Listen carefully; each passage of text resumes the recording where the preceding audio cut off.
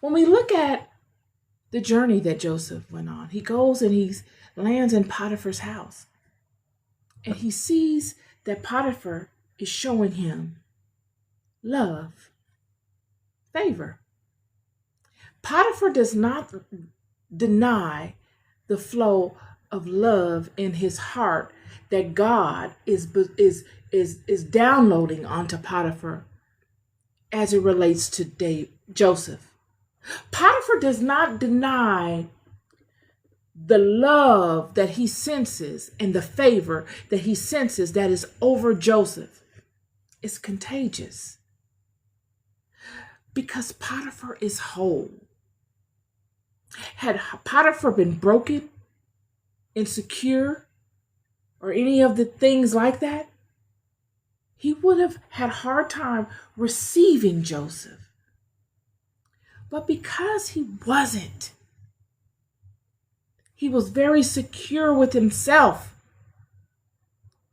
He could stand amongst Joseph and not feel threatened or not feel as if he needed to exude some false level of authority because of the love that is emanating from Joseph. You see, when people have a lot of love over them and they come into environments, it will test everything in that environment. The love that's over those people. It'll make some people feel insecure. It'll make others feel as if they got to go on an ego trip. It'll make others feel like they've got to exude some form of dominance upon those people to make themselves feel okay. All these things because of the love, the favor. Favor is love that is over an individual. And because Joseph sees this, how does he know it? Because he's had a whole life of dealing with people. Some that accept him, he studied them. Some that didn't accept him, he studied them. And he sees the differences. And he sees that Potiphar accepts him. He doesn't have to walk on eggshells around Potiphar. He doesn't have to lessen his shine around Potiphar. In fact, Potiphar sees this attribute and this favor in Joseph, and he says, this is a gift.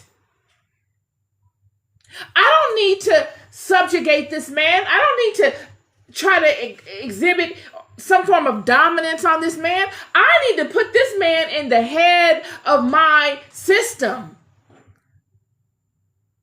Finally, I met someone that I can multiply myself amongst. I met a peer. This had to have been Potiphar's mindset. I met someone that I can relate to. I see myself in him.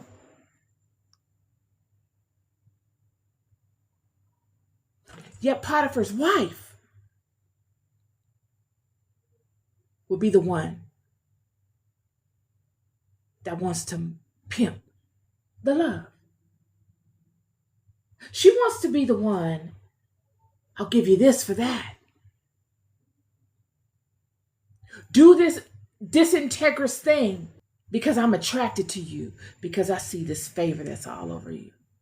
And Joseph turns her down out of love. You see, love is a thing that you don't do just anything because of. It holds you accountable. It aligns you to a particular way. When you fall in love with someone, you only got eyes for that one person. Nobody has to tell you, people that are in love don't do this, and people that are in love don't do that. No one has to tell you that when you have fallen headfirst in love with someone. It fine tunes you, don't it? You align to what it shows you. It's like a force that aligns you to it. It is the same way in every other aspect of love. Yet it could come forth more subtle. But you have others like Potiphar's wife that feed off of love, that abuse love, that love to condition using love and negativity. They love the drama, and then they love the passion of love. And it is these people in the world that you've got to watch out for, because they are broken. The only time you do those things is when you're broken. And when you enter into a vortex with these people, whether, whatever the dynamic is, whenever you enter into a vortex with these people, you take on characteristics of them.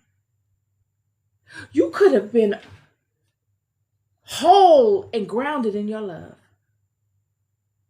but through conditioning,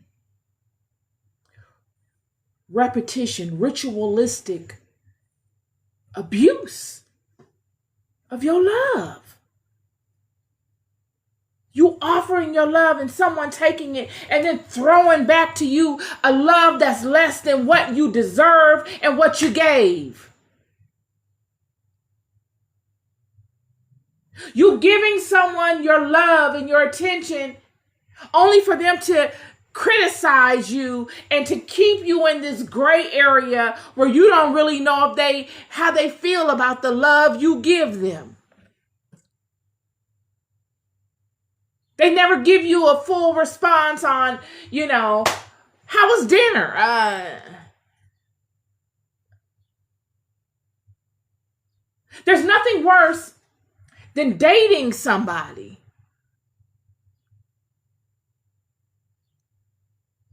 and not knowing if they love you. I know y'all don't want to accept or agree that you've been in that before, but I know I have. When I was younger, there have been times in my life where I dated someone when I was much younger. I didn't know where we stood, and I wasn't strong enough in myself to ask.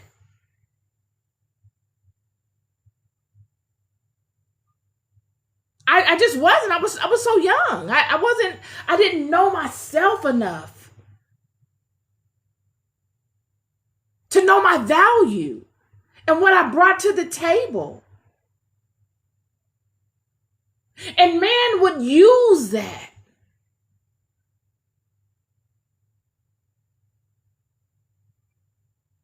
Knowing what I brought was highly valuable. But because I didn't know it, they could keep me in a place or a position that was beneath me. And even though I try to wiggle my way out of it and get to a higher role in what I thought I needed from him,